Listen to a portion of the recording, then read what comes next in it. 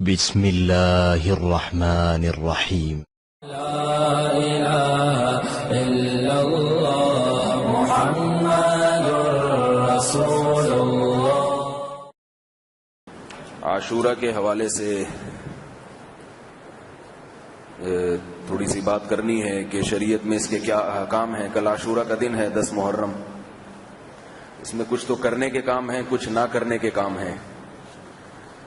کرنے کا کام ہے روزہ رکھنا. رسول اللہ صلی اللہ علیہ وسلم نے عاشورے کی روزے کی فضیلت بیان کی ہے، اور علماء کا تقریباً اتفاق ہے کہ رمضان کے بعد سب سے زیادہ فضیلت والا جو روزہ ہے وہ 10 محرم کا روزہ ہے. اس لیے ہمت کر کے خود بھی اہتمام کریں اور گھر میں اپنی بیوی بچوں کو بھی روزے رکھنے کا حکم دیں. ترغیبی حکم ہو، زبردستی نہ ہو. یہ اللہ تعالیٰ کا بہت بڑا فضل ہے کہ اللہ تعالیٰ نے مسلمانوں کے گھروں میں عبادت کا ماحول پیدا کر کے، مسلمانوں سے پیدا کروا کے ایک برکت کا ایک نور کا ذریعہ رکھا ہے. غیر مسلموں کے گھروں میں عبادت نہیں ہے. وہ سب سارا دن ٹیلی ویژن، ڈرامے، دوستیاں، موبائل، یہ سب اس کے علاوہ ان کے پاس کرنے کا کچھ کام نہیں ہے. اور اگر وہ عبادت کرتے بھی ہیں تو کسی پتھر کے بنے ہوئے بت کے سامنے مٹھائی رکھ دیں گے، جلیبی رکھ دیں گے. اس عبادت میں نورانیت نہیں ہے. انسان اپنے جیسے بنائے ہوئے مخلوق، اپنی جیسی بنائی ہوئی مخلوق کے سامنے سر جھکائے. میں ایسے گھروں کو جانتا ہوں جن میں پورے گھروں میں عبادت کا ماحول ہے. پیر اور جمعرات کا روزہ سنت ہے تو سب رکھتے ہیں، اور ایام 20 کے روزے، چاند کی جو 3 تاریخیں ہیں 13، 14 اور 15، تو سب گھر والے رکھتے ہیں. تو آپ سوچیں کتنا اچھا گھر کا ماحول بنتا ہوگا. سب بچوں کا بھی روزہ ہو، شوہر کا بھی روزہ ہو، بیوی کا بھی روزہ ہو، اگر والدین رہتے ہیں ان کا بھی روزہ ہو. عربوں میں تو اس کا بہت رواج ہے. تو ہمیں بھی ان عبادات کو اپنے گھروں میں زندہ کرنا چاہیے. لیکن ہمارے ہاں کھانے پینے کی جتنی چیزیں ہیں اس میں سب گھر والے شریک ہوتے ہیں. جو عبادتیں جن کا کھانے پینے سے تعلق ہے اس میں سب بلا شرکت غیر، یعنی بلا تردد شریک ہوتے ہیں. اور جہاں روزے کی عبادت آئے گی، یا تہجد کی عبادت ہے یا نوافل کی عبادت ہے، اس میں تھوڑا سا پیچھے رہتے ہیں. ابھی عاشورہ کے دن جو ہے کھانے پلانے کی بھی کچھ روایتیں ہیں.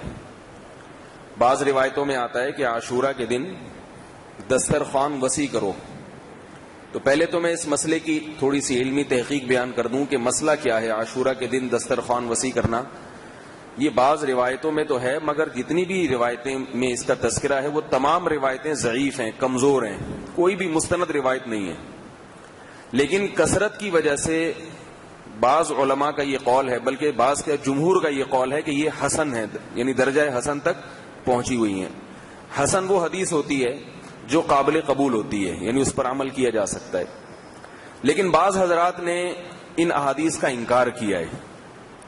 اس کی وجہ یہ ہے کہ عاشورہ کے دن جو روزہ رکھنے کی فضیلت ہے وہ بخاری اور مسلم کی مستند ترین روایتوں سے ثابت ہے. اور دسترخوان وسیع کرنے کی جو حدیث ہے کہ اپنے اہل و عیال کو خوب اچھا کھلاؤ اس دن، وہ روایتیں کمزور ہیں.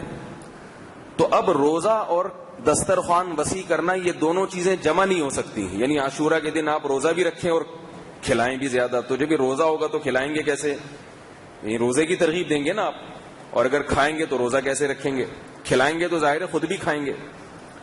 بعض علماء نے اس کا جواب یہ دیا ہے کہ افطار میں کھلائے، دسترخوان وسیع کر دے.